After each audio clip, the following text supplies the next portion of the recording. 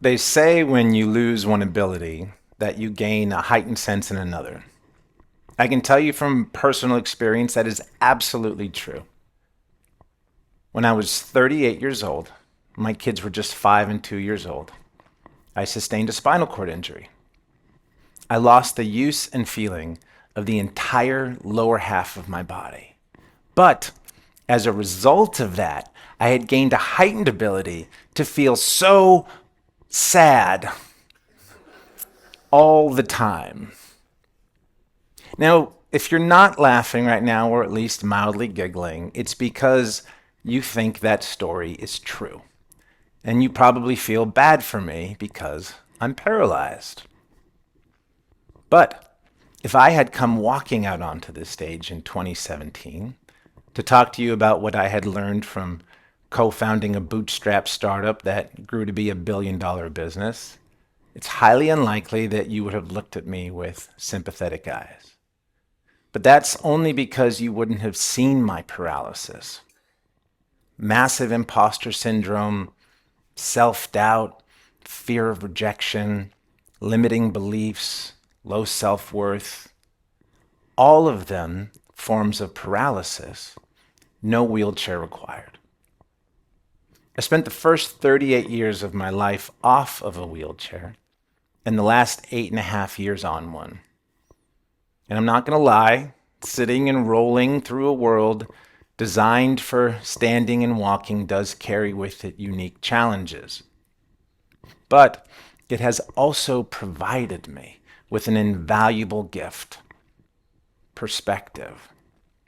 And of the myriad of lessons that I have learned from my newfound perspective, none of them may be more important or applicable to you than this. Paraplegia is an inconvenience, but paralysis is a state of mind. Now, granted, I may not be able to look over a crowd the way that I used to in my 6'5" frame, but from my new seated position, I can clearly see that the reason so many of us feel stuck is not because of our circumstances, but because of our stories. Lying in a hospital bed for months, watching my dreams, my identity, and my legs quite literally dissolve, I was flooded with the worst case scenario thoughts. I've destroyed my future, shattered my family, ruined my kids' lives, and countless more. And while all of these thoughts are understandable, they're justified, and even expected, it doesn't make them objectively true. They are just perspectives or stories about what I'm making my paraplegia mean. And I knew that if I didn't want to spend the rest of my life paralyzed, I had to write a new story, even if I never walked again. So, with paraplegia as my trainer, I developed a framework to not only accept my circumstances, but to utilize them as a positive catalyst in the story of my life. Fittingly, I call it the ART process. ART stands for acknowledge, reframe, and transform. So first, I had to acknowledge the facts and separate them from the story. I sustained a spinal cord injury. Fact. My life is over. Story. And I was flooded with disempowering stories about what to make my paraplegia mean. And because fear-based thoughts are typically the first, loudest, and most persistent to show up when we are experiencing difficult circumstances, we tend to accept them as facts. But facts are details that are distilled from information. Stories are possibilities birthed from imagination. So when we can acknowledge the facts and separate them from the stories, we regain our sovereign authorship to reframe our perspective, choose our meaning, and write the stories that are most empowering for our circumstances. But just because a perspective is positive, it doesn't mean that's the right story for us to choose.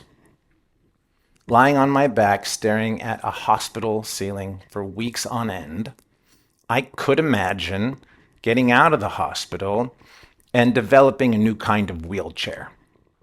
That's positive, but it wasn't very inspiring to me.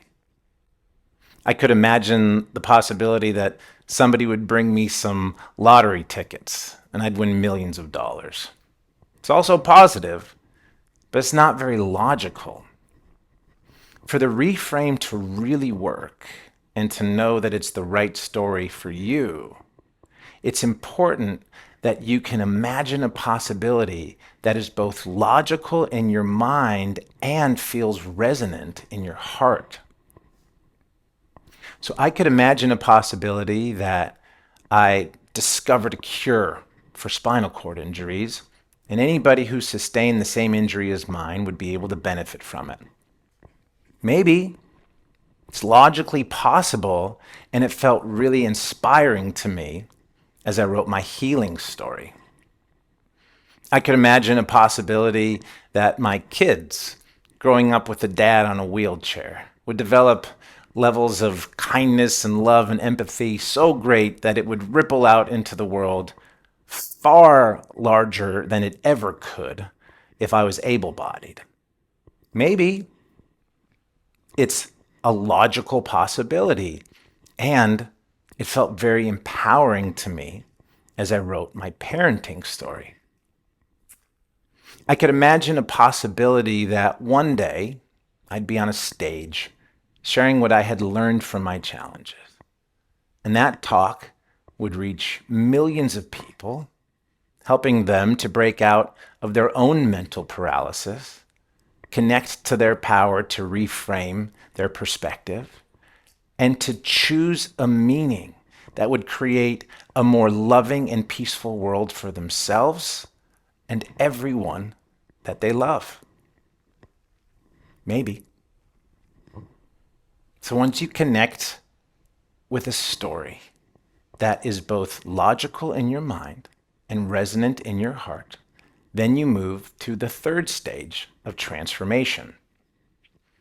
Now, granted, I am still on a wheelchair, but the form of my life has radically shifted because of what I have chose to make my paraplegia mean. I'm more present in my parenting, more confident in my career, more relaxed in my relationships, and even though I don't feel them, I'm more comfortable in my own shoes. And you might not believe this, but I've even transformed physically. I am a paraplegic, single father with 2 kids and 2 dogs, and yet I take no medication. My blood work is perfect. I have a full head of hair, which is still dark. And my blood pressure is always 112/68. Now, how is it possible for me to have those physiological biomarkers when I am going through my objectively difficult circumstances?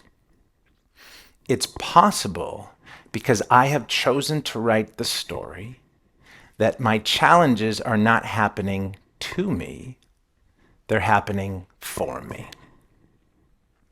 Now, it's true, I have not yet cured my paraplegia, but I have healed my paralysis.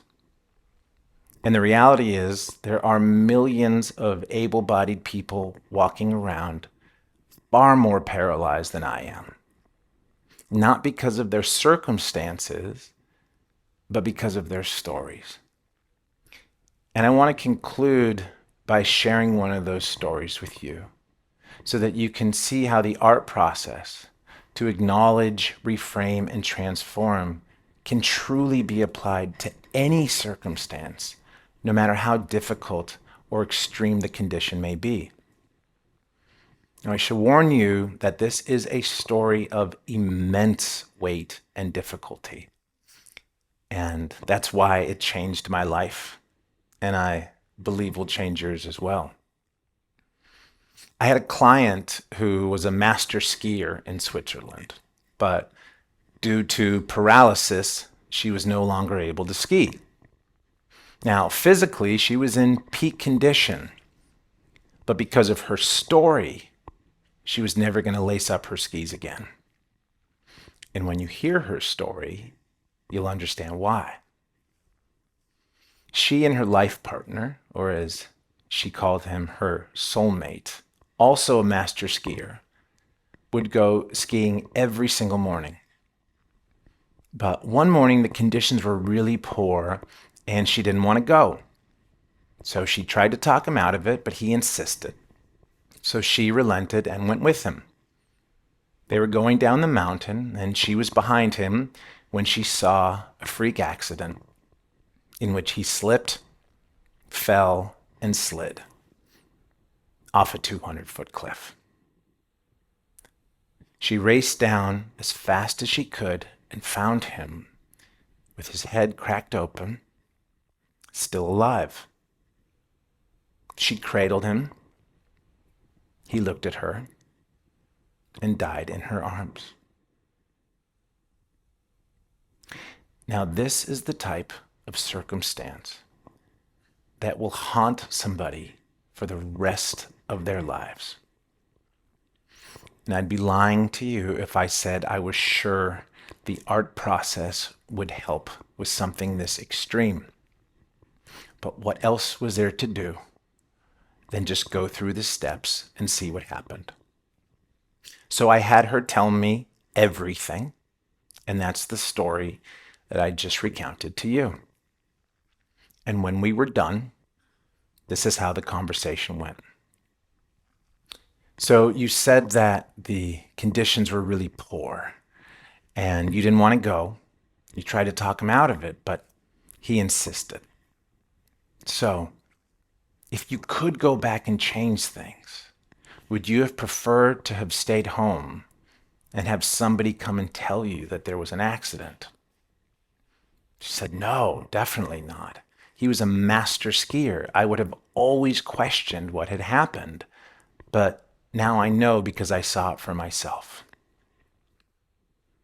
And you said that his favorite thing to do in life was to ski.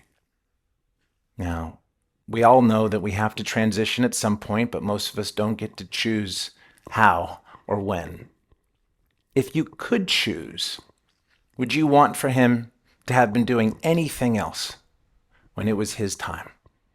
She said no, he loved skiing. It was his favorite thing to do. There's nothing he would rather have been doing. And by the time that you reached him, he was still alive.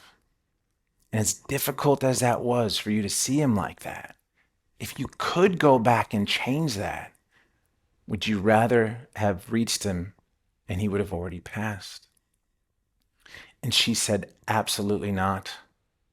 I was able to hold him one more time and say goodbye.